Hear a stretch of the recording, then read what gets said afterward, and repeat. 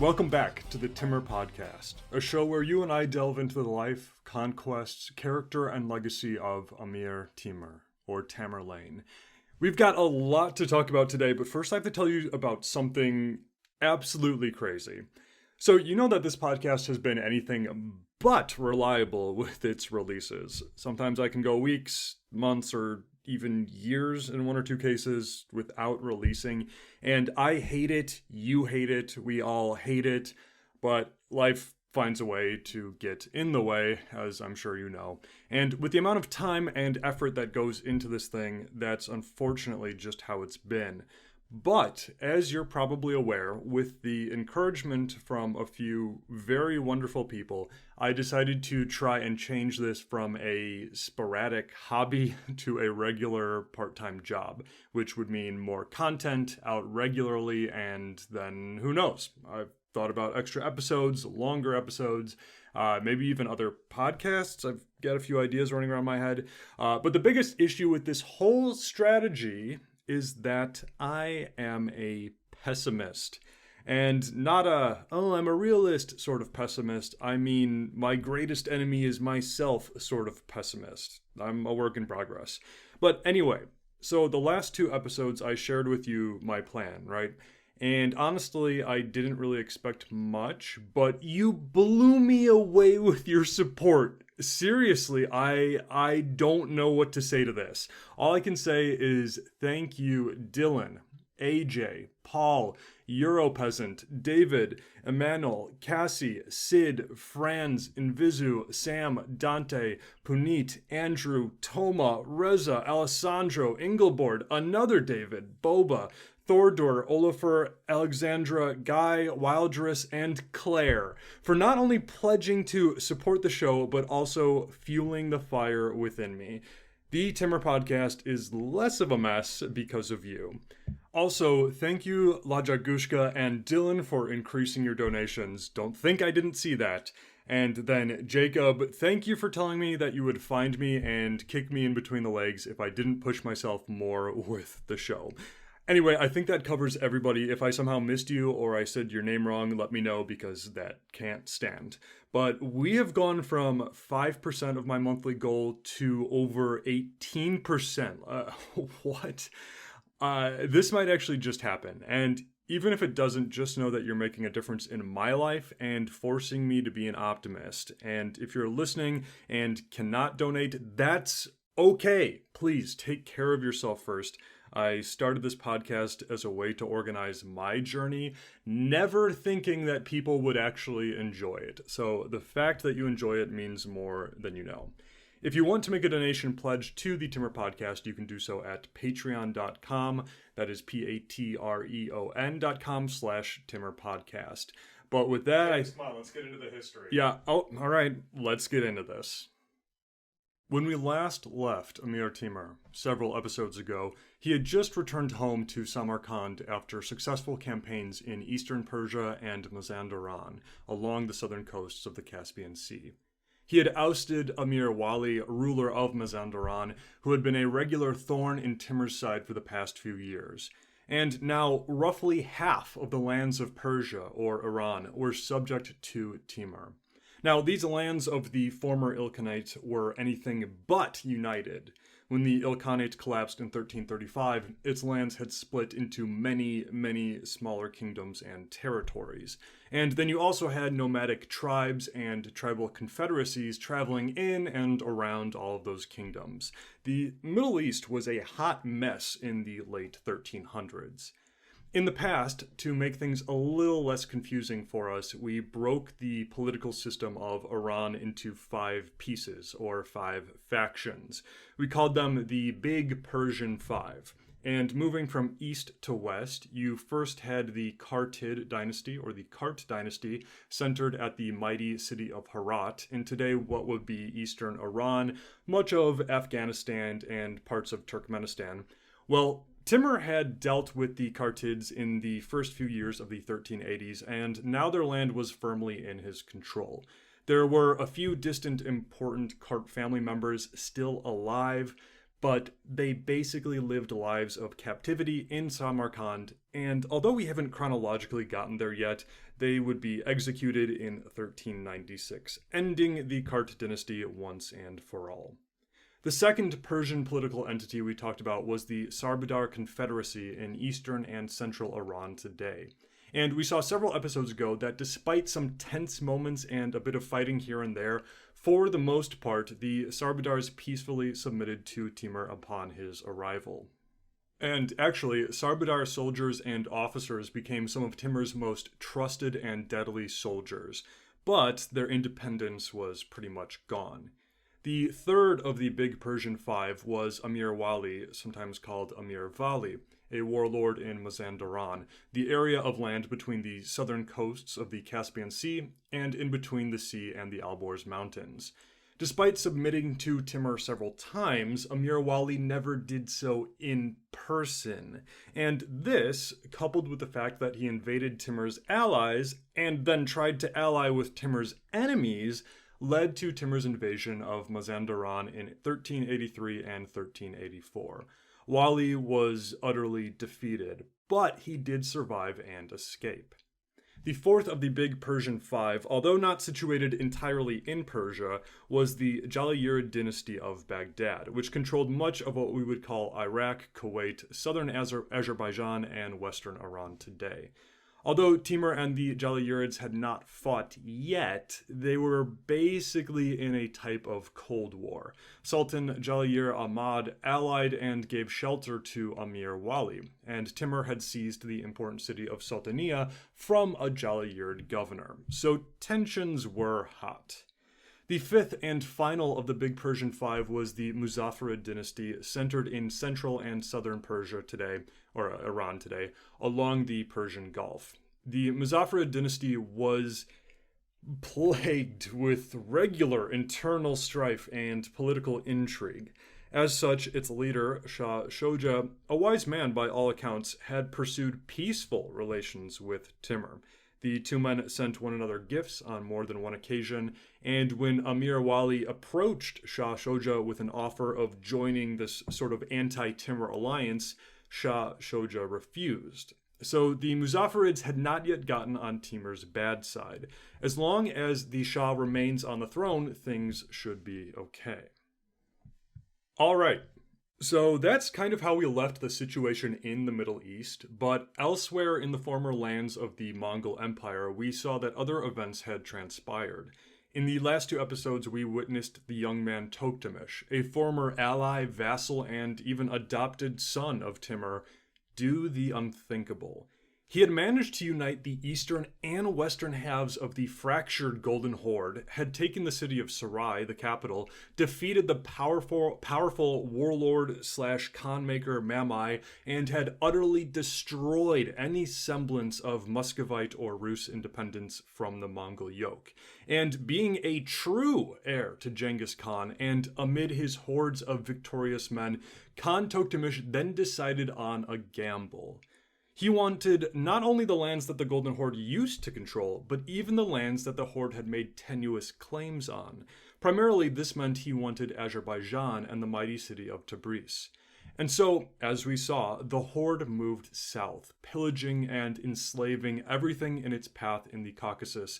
And although these lands were not Timurid lands, this was a message, maybe even a challenge. These lands had not been conquered by Timur yet, and Tokhtamysh would treat them as such. After all, who was Timur to question the might of Khan Tokhtamysh, uniter and ruler of the Golden Horde? And so now we return to Amir Timur. It is the end of the year of 1385, and there are many issues that lay before him, but chief of all of them, he must answer Tokhtamysh's challenge. And how is he able to do that? Well, there must be no question as to who controls the Caucasus. Not a battling ground between multiple factions, not a favorite pillaging target of the hordes. No, this must be Timur's land.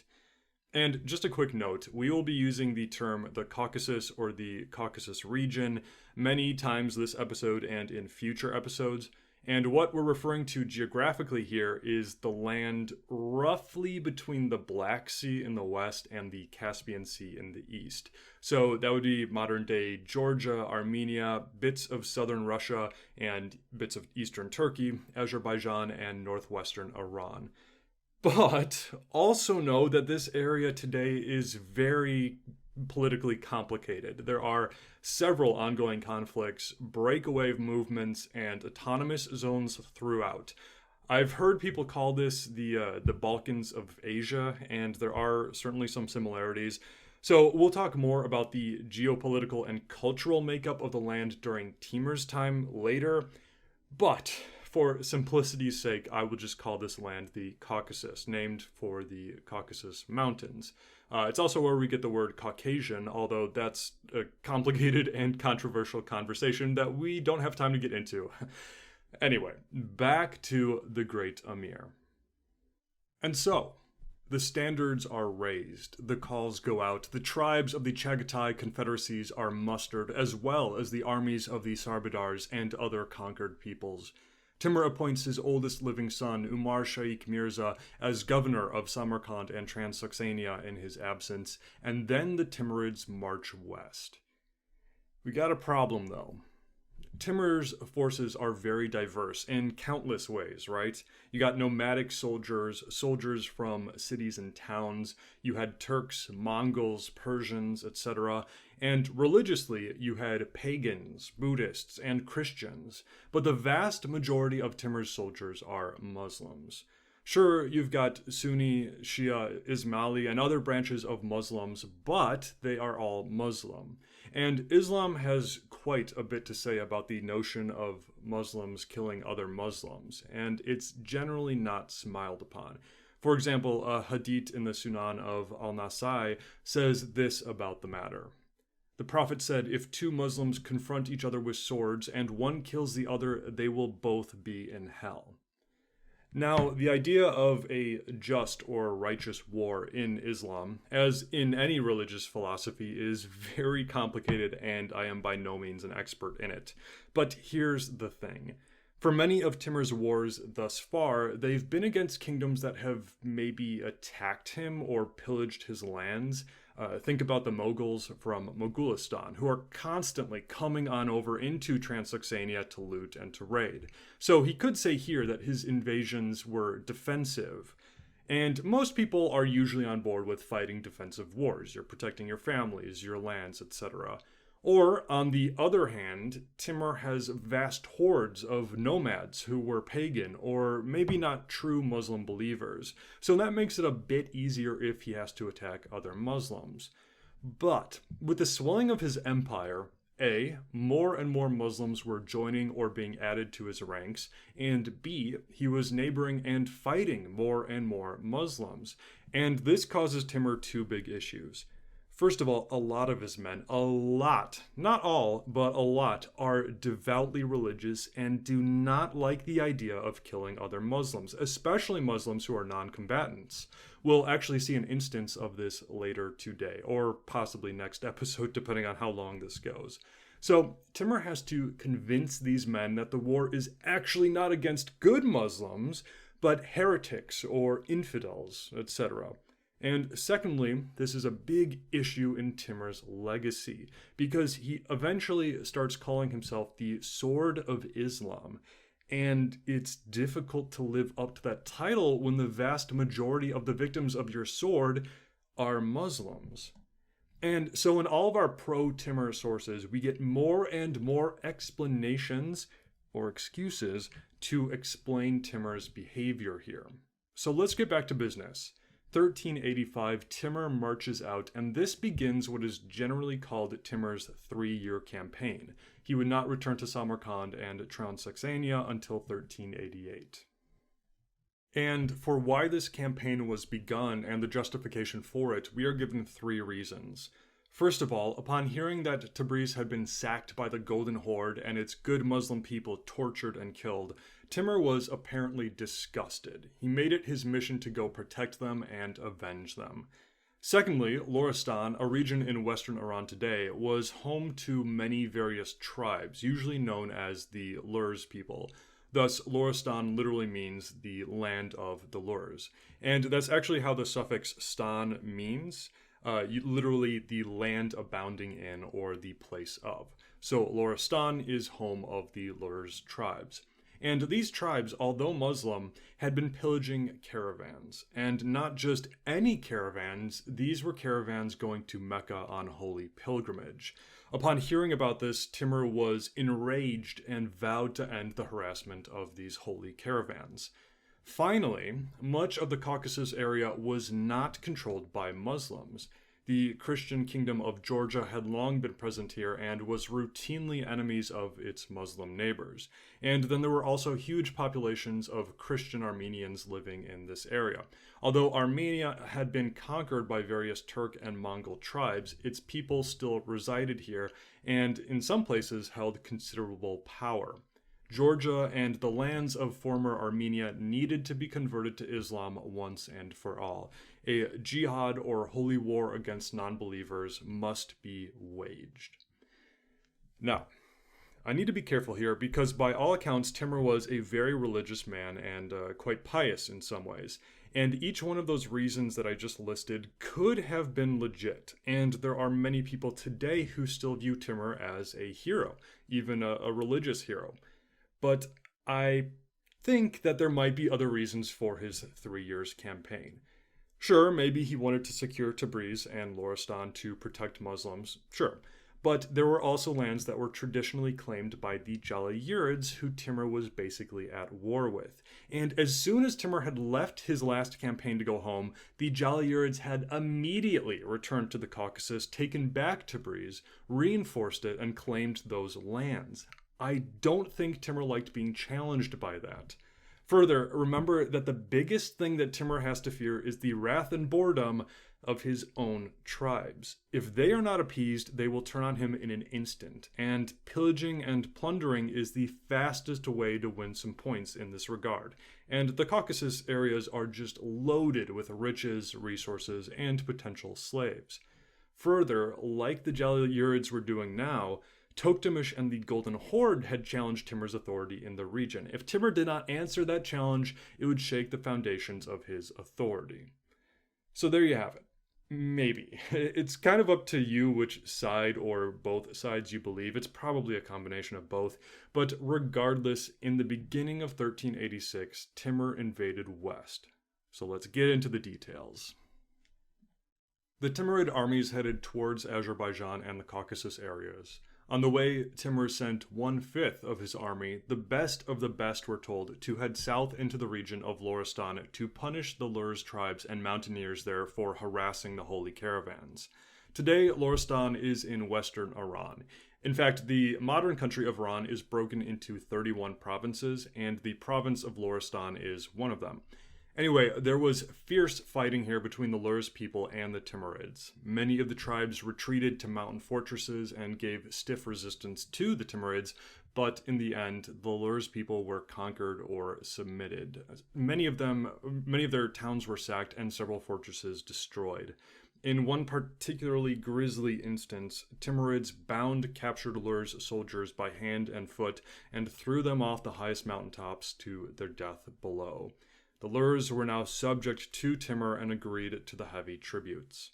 Meanwhile, Timur and his army reached Azerbaijan. For the past few months, Sultan Ahmad Jalayir of the Jalayirids had reclaimed Tabriz and had prepared to defend against Timur's possible return.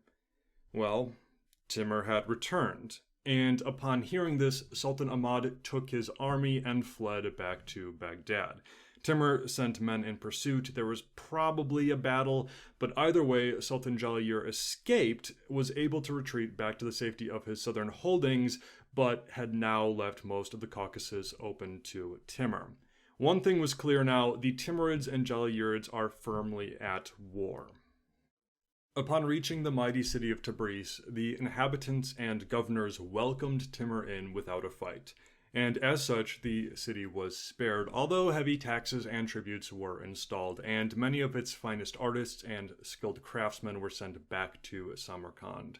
Still though, Tabriz would stay under Timurid rule for decades and would thrive. In fact, two of our best primary sources on Timur come from two European men, a German crusader POW and a Spanish diplomat. We haven't used their sources too much yet, but that will start to change. Anyway, the German, a man named Johann Schiltberger, mentions in his memoirs that Tabriz became one of Timur's most lucrative cities, and that there was always a steady flow of goods and tributes from there.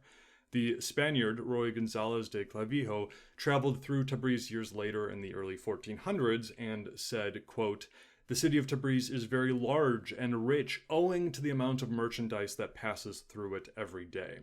He also said it had countless fountains, domes, mosques, towers, and the finest public baths he had ever seen. And in one part of his account, which I just absolutely love, he writes how he sees a captured giraffe here, an animal he had never seen before, and he spends several paragraphs detailing how marvelous he thinks the giraffe is, and I think that's amazing. But anyway, Tabriz was now firmly in Timurid hands, and things would stay that way for some time. It was a clear message sent both to Tokhtamysh and the Jalayirids and anybody else who questioned who ruled the area. It belonged to Timur. Now, there was a bit of a plot to kill Timur by an important man of Tabriz. Either he was the governor of the city or a man who was claiming to be the rightful ruler and restorer of the Ilkhanate. Different sources say different things, of course. Either way, the plot was found out and the man was executed. Yazdi says that this unfortunate man named Sarak Adel was thrown off the walls of the city, while an Armenian source claims that he was burned alive in a kettle. Either way, Timur was the lone ruler of the city, and he held court here in the summer of 1386. He made his loyal grandson Muhammad Sultan, son of Timur's deceased son Jahangir, as governor of the city. But while Timur was busy here in Azerbaijan, Amir Wali, who had been defeated by Timur but still had not been captured, had secretly traveled back to Mazandaran, where he had previously ruled. Once here, Amir Wali tried to gather old supporters and friends to join him in rebellion and in restoring him as ruler of Mazandaran, and it doesn't go well. We don't know all the details of how this plot unraveled, but it didn't work out. Either he was defeated in battle or captured, or governors loyal to Timur had him seized, but this is where Amir Wali's story ends. He was captured and executed. While Timur was in Tabriz, Amir Wali's decapitated head was brought to him and placed on the royal carpet. With these plots taken care of and firm leadership put in control of Tabriz, Timur continued his conquest of the Caucasus. And here's where we need to take a minute, because the politics of this region get confusing, both today and back then. So, geographically speaking, today, this invasion of Timur would be in eastern Turkey, northwestern Iran, western Azerbaijan, Armenia, and Georgia. But, of course, 600 years ago, it wasn't so simple. I mean, even today, that's not simple. There are ongoing wars and insurgencies and independent movements, like I mentioned. But during 1386, it was a bit of a power vacuum. When Timur returns here in the future, spoiler alert, I guess, we'll spend more time talking about the different political factions and powers, but here is a very brief overview. So we talked about the Jalayirid Sultanate, one of the big Persian five that we've been saying, centered at Baghdad, but with territories extending this far north. Well, Sultan Ahmad Jalayir had fled the territory, and Timur took Tabriz. Still, though, there are several forts and towns loyal to the Jalayirids dotted about the mountains and the rivers. Okay, moving on to the other political factions here. Now, after the fall of the Ilkhanate in 1335, and then the Black Death, of course, the Caucasus had been shattered into dozens of different kingdoms, emirates, and tribes. It was a hot mess. One of the rising stars, though, was the Emirate of Erzincan, centered around the city of Erzincan, which is in today eastern Turkey. Erzincan was being led by a man named Mutahartin. Mutahartin is a fascinating guy and will play a big role much later in Timur's story, but we'll just be briefly mentioning him for now. The other rising Muslim power here was the Karakoyunlu, or their commonly used English translation, the Black Sheep Turkomans, which literally means the Turks with black sheep. The Black Sheep Turkomans were a confederation of many nomadic Turkish tribes and some settled peoples who had accepted the rule of a man named Kara Muhammad. In years prior, the Black Sheep Turkomans had been subject to the Jaliyurd Sultanate, but then had fought for their independence and gained control of much of the Central Caucasus areas. There were several other small Muslim states, but for now, we'll just remember the two: the Emirate of Erzincan and the Karakoyunlu, or the Black Sheep Turkomans. A quick note, there was also another Muslim Turkish confederacy, the Akkoyunlu, or White Sheep Turkomans, and they were the hated enemies of the Black Sheep Turkomans. They'll become a bigger part of Timur's story later, but for now, they were, generally speaking, either servant to the Black Sheep tribes or they joined Timur's forces as soon as he progressed. So we'll leave them for now, but the White Sheep Turkomans will they will come back in a big role later on in the story. All right, you with me so far? Okay, great. Now let's talk about the Christians in the region. There are several groups of Christians here. First of all, you have the Empire of Trebizond, situated on the northeastern coast of the Anatolian Peninsula on the Black Sea. Trebizond was a Greek Orthodox power that had previously been a part of the Byzantine Empire, but then with the whole sacking of Constantinople in 1204 by the Fourth Crusade, they kind of broke away and became their own empire or kingdom. And they were usually still allied with the Byzantines, but just ruling themselves. We're not going to talk too much about Trebizond for now. In fact, if you want to just kind of lump them together with their neighbor, the Emirate of Erzincan, you can do that. Although one was Christian and the other Muslim, both powers had somewhat of a shared history and were often allies. More on this in later episodes. But let's get to the more relevant Christian powers in the region for today. You also have the Kingdom of Georgia, situated roughly in the area that the country of Georgia is in today. The Georgians have a fascinating history, and in much of the medieval era, they had their own kingdom, the Kingdom of Georgia. And even though they were usually surrounded by various Muslim powers, the Georgians retained their Christian religion and culture. As author Hilda Hookham describes it, the Georgians had maintained their Christianity in the face of strong Muslim neighbors, and their territory had frequently been a battleground between cross and crescent. But actually, in the early 1200s, it was the Georgians who dominated almost all of the Caucasus. Those golden years were over, though. Georgia was still a formidable state with hosts of mountain warriors, knights, spearmen, and archers, but it was on the decline. And as a quick side note, and you've always been really understanding with this, and I greatly appreciate that, but there are so many languages, pronunciations, and words in this podcast that I obviously have trouble with, or I'll say wrong, and I do apologize. And a lot of times I will use the simplified English pronunciation for something, even though that may not be the most accurate. And a great example is here with Georgia. The Georgian people call their country Sarkartvelo, and refer to themselves as Kartvelians, not Georgians. In my opinion, which doesn't really matter, I suppose, but I think they should, and their country should be referred to those. Especially as an American myself, I cannot tell you how many times I have referred to Georgia in conversation, and people will say, oh, like near Atlanta? And then I'll have to explain, no, Georgia, the country, not the state.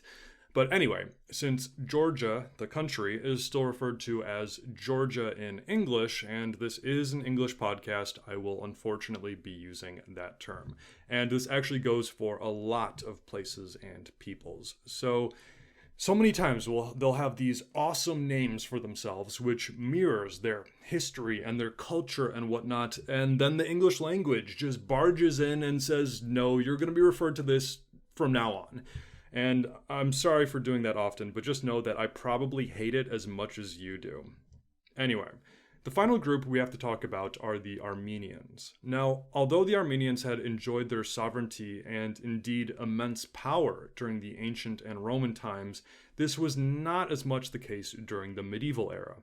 For most of early medieval history, Armenia was a part of the Byzantine Empire. Armenians fought in the imperial armies, and many important Byzantines, including emperors, were themselves Armenian. Still though, Armenians kept their own unique identity. Firstly, as Armenians, but secondly, as Christians. After all, the Armenian state was the first political entity in history to officially adopt Christianity as its religion, as early as 301 AD. The co-history of Byzantine and Armenian history was significantly weakened, though, in the 1000s with the coming of the Seljuk Turks. The Seljuks overran most of the Caucasus lands and Anatolia, and Byzantine power was crushed in 1071 AD at the Battle of Manzikert. The various Turkish and Seljuk tribes now ruled over the Armenians. Now, in the next few centuries, many Armenians, especially the aristocracy, left Armenia proper and immigrated elsewhere. The clearest example of this was what would become known as Armenian Cilicia, a more or less independent Armenian kingdom in southeastern Anatolia that did survive and flourish for several centuries. In the Caucasus regions, though, the Armenian people did retain their religion and culture, but were subject to whatever power or powers were in control at that time. Don't get me wrong, there were still certainly forts and towns ruled by Armenians, but there was not an Armenian state. In most cases, they were allied to, subject to, or conquered by the various Turkish, Mongol, and nomadic people in the area who really had the power. But in much of the Caucasus, there were large populations of Christian Armenians. In some places, they were the majority of the population, and in other places, kind of a minority. But the relationship they had between Armenian Christians and their Muslim neighbors was always fluctuating. Sometimes they got along great, other times not so much. Okay, so does any of that make sense? I hope that makes sense. Basically, the Caucasus is a mess. A mess between settled peoples and nomadic peoples, a mess between Christians and Muslims, a mess between kingdoms and tribal confederacies, and now Timur is here. Timur continued his invasion westward, marching his army alongside the Aras River, which gave him a nice route through the mountains, as well as giving his army and their mounts a constant supply of water. Along the river, Timur subjugated or stormed any town or fortress he came upon. Most of these places were subject to or members of the Black Sheep Turkoman Confederacy. As such, the leader of the Black Sheep, Kara Muhammad, skirmished with Timurid forces several times and was able to escape each time. Turkish sources from the 17th century, as well as an Armenian source, claim that Kara Muhammad was able to defeat the Timurids several times. If this was the case, it was probably only small contingents of Timur's forces and not him or the main army, because, in the end, Kara Muhammad, although never captured, had to take what men and people he could and retreat westwards away from Timur. This left much of the region defenseless, and it became a living nightmare for the Armenians and Turks living here. We have a primary source on the life of Timur written by an Armenian monk, a man named Tovma Metsopetsi, and he actually was a first-hand eyewitness, which is so rare and valuable to us. He wrote his accounts of Timur's invasions of Armenia later in life, but was about 8 years old when Timur first invaded here in 1386. And picturing an 8-year-old boy watching this destruction all around him is utterly heartbreaking. Tovma says this, quote, "A great darkness fell upon Armenia as the abominable king of the east approached, and there was great mourning for all of the Armenians. They tormented the entire multitude of believers with starvation, the sword, enslavement, and with unbearable tortures and bestial behavior they made the most populous districts of Armenia uninhabited. Many people were martyred and were worthy of the crown. They are known only to the one who receives them, Christ our God. Timur took booty, plunder, and countless captives. No one can relate the disasters and bitterness of our people." Tovma tells us that countless towns and cities were destroyed. Bishops were slain. Churches were destroyed. When Timur took the city of Van, he ordered that Christians be gathered and thrown off the city walls and mountaintops. The land was ruined. In one particularly harrowing story, Tovma tells us that there was this beautiful young woman and her beautiful young son, and they were running from Timurid raiders. Knowing that they would be inevitably caught and then raped and killed or enslaved, the woman decided in a last act of defiance to kill her own son before then throwing herself off of a cliff just to avoid being captured by Timur's men. Still though, not everything or everyone was destroyed. Tovma tells us that many Armenians escaped by climbing into the hidden mountain areas, while others escaped by fighting alongside their hated Muslim Turkish neighbors, because now they both had a more deadly enemy. Further, for every town and fort that was sacked, there was another one that submitted to Timur and was spared. While traveling through Armenia 15 years later, the Spanish ambassador we mentioned earlier, Roy González de Clavijo, tells us several things that I found interesting. First, this land was controlled by Timur's forces at the point of his travel, and the Turkish and Armenian people who lived here still fled whenever a Timurid soldier or officer came nearby. Secondly, at one point, Clavijo and his group are hosted at an Armenian castle held by an Armenian Christian lord. When Timur had approached the castle years earlier, the Armenian lord had submitted. The agreement made was that Timur would allow him to rule his castle and his land and be spared, but that he would have to give 20 knights to Timur's army, as well as give his son to be a bodyguard for Timur's grandson. And this was done. And we know from other sources that many Armenians served in Timur's army or continued to rule their various towns and forts subject to him. But whatever the case, most of Armenia was now either destroyed or conquered by Timur. He and his army then continued along the river Aras until they reached the borders of the Emirate of Erzincan, the Muslim emirate in eastern Anatolia we talked about earlier. Seeing what his options were, the Erzincan leader Mutahartin quickly sent messengers to Timur, offering to become his vassal and to give tribute. Timur accepted these terms and allowed Erzincan to go on somewhat unmolested. This will be more important though later on in the story of Timur. Mutahartin and the Emirate of Erzincan will play a pivotal role in a future conflict. For now though, Timur next turned to head north. Tabriz was secure, Armenia was subjugated and burning, Erzincan had submitted, the White Sheep Turkoman had submitted, and the Black Sheep Turkoman were on the run. The independent Christian kingdom of Georgia had to be dealt with next. Timur invaded Georgia in 1386, and this would be the first invasion of many. In fact, Timur invaded Georgia more than any other place of his entire career. 6, 8, 12, you'll see different numbers for how many times he invaded, but it's sometimes difficult to know the differences between proper invasions and raids. But here in 1386, this was definitely the first invasion. And here, Timur just goes straight for the throat. He doesn't waste time taking smaller cities or looking for pitched field battles against the Georgian army. He marches straight to Tibilisi, the capital of Georgia. And as another note, the city is called Tibilisi today, but for much of history it was referred to as Tiflis. So you'll sometimes hear that, and it's not wrong, but it's the same place. Anyway, Timur approached the city as winter began. We're told by Yazdi that it was so cold that it felt as if ice would form in your very mouth as soon as you opened it. But Timur reached the city and the siege began. Catapults and trebuchets were set up by Timur's engineers while his infantry approached with ladders and battering rams. There would be no prolonged siege. It would be a lightning-fast assault. And sure enough, Timurid forces quickly gained access into the city despite a brave defense. Even Timur himself was close to the front lines, wearing his armor, shield in one hand and saber in the other, although to what degree he was actually in combat we just don't know. On November 22nd, 1386, the Timurids took the city. The defenders were cut down and the civilians were subject to the pillaging and enslaving that was all too normal to Timur's men. And as another huge blow to Georgia, Bagrat V, king of Georgia, was captured, thrown into chains and a cage, and taken before Timur.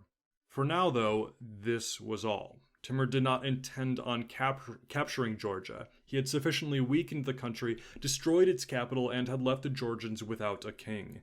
Many of King Bagrat's family members and other aristocrats immediately all claimed the throne once Timur had left. And perhaps this was all according to Timur's plans. He was quite good at organizing power vacuums in his wake.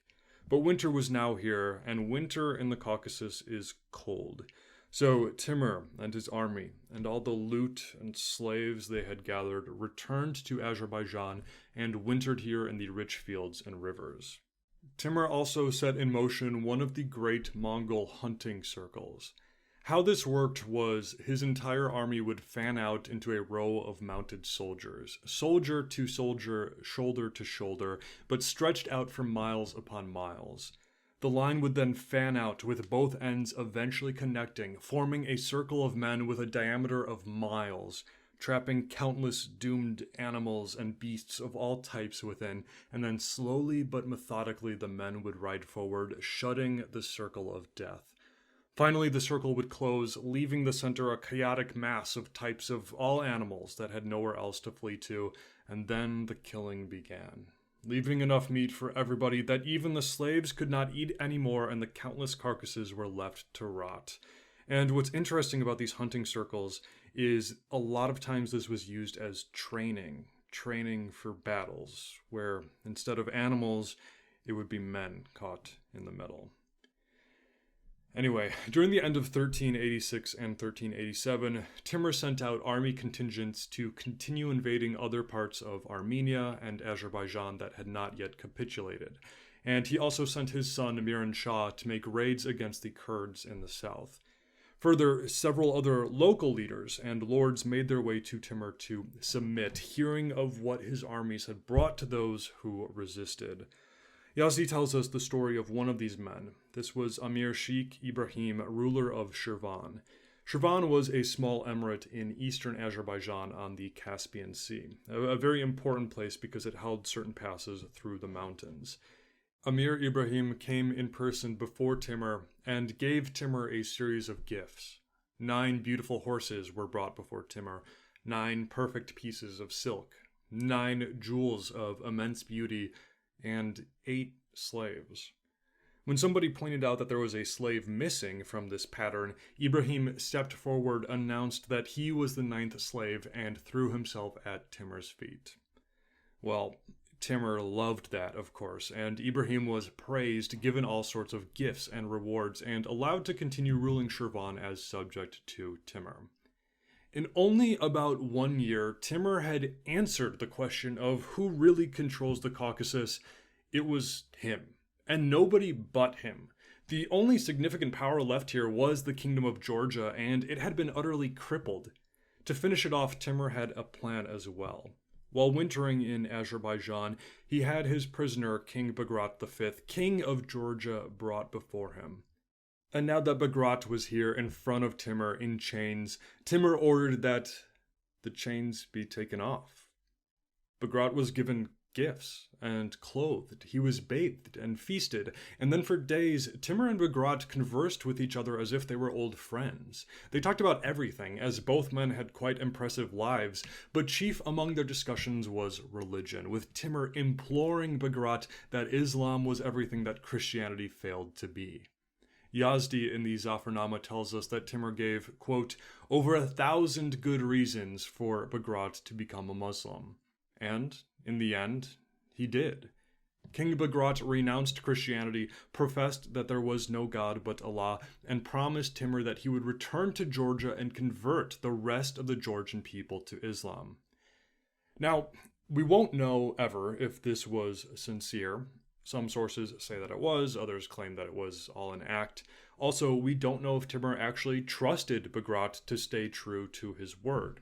All we know is that King Bagrat was freed, given thousands of men to win Georgia over for Islam by force, should he need to, and then was showered with gifts.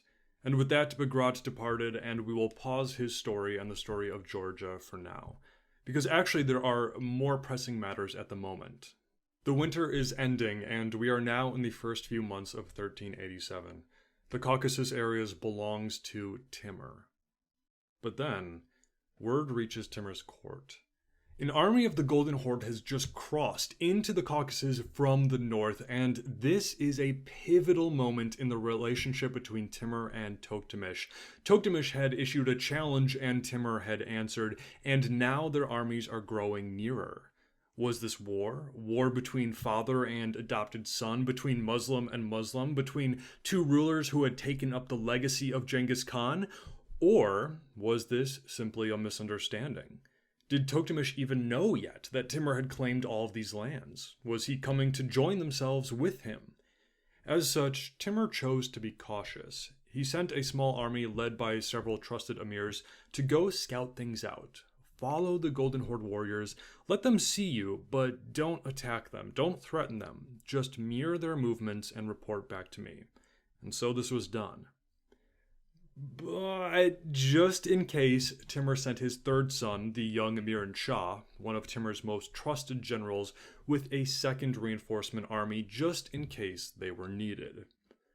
Well, long story short, the first Timurid army approaches the Golden Horde army, and both of them uneasily stand off and kind of follow each other for some time. Eventually, though, battle breaks out. We don't know who started the fight.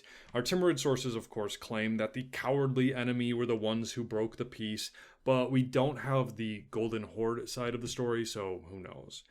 But what happens, though, is that the Golden Horde utterly defeats the Timurids. The Zafarnama describes the battle with this. The enemy fell upon our men, discharged all of their arrows. Then our men, perceiving themselves forced to it, bravely defended their lives, and a bloody fight ensued, though our emirs were just not prepared for it. The Timurids were caught by the onslaught, and the crowded woods behind them made retreating impossible. They were killed where they stood, bravely trying to fight off the horde. But just then, as all hope was lost for the Timurids, Miran Shah, son of Timur, arrived with the reinforcements. The reinforcing Timurids charged their cavalry in, extending both their left and right flanks to encircle the enemy, and the battle was instantly thrown in reverse as the Timurids now had the upper hand. Many of the Golden Horde soldiers were able to escape, but many were killed and captured. The Timurids were victorious. And this is a huge turning point in Timur's story. Timur and the Timurid Empire are now firmly at war with Khan Tokhtamysh of the Golden Horde. Even though neither Tokhtamysh nor Timur were present at the battle, the result was crystal clear. As for the men of the Golden Horde who had been captured, powerful Mongol warriors, some of whom maybe had fought with Timur years back, they were brought before the emir, and something strange happens. Timur didn't kill them. He unchained them. He brought doctors out to attend to their wounds and servants to bring them food and supplies. He told them that they were free to return to the northern steppes and provided them with guides to help them get there safely. But before he let them go, he gave them a speech, and according to the Zafarnama, this is what Timur said to them. How comes it that your prince, whom I regard as a son, has caused me so much pain by sending an army into this country without any provocation given to him? For you know there is between us a certain right of fatherhood and sonship, and why is he now responsible for the loss of thousands of Muslims? It is necessary that for the future he abstain from this method of behaving, as it will only bring shame upon him. On the contrary, he must punctually observe the Articles of Alliance which we have sworn to, instead of rekindling this war that should have been laid to rest. Thus, Timur had met Tokhtamysh's challenge of who controlled the Caucasus, and responded with a simple fatherly rebuke. Whether or not this would work, however, is yet to be seen.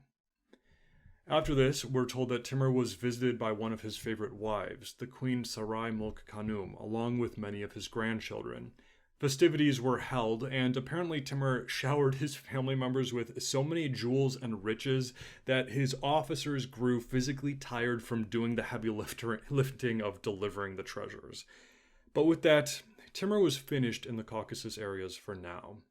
We are now about halfway through the year 1387, and about halfway through Timur's 3-year campaign.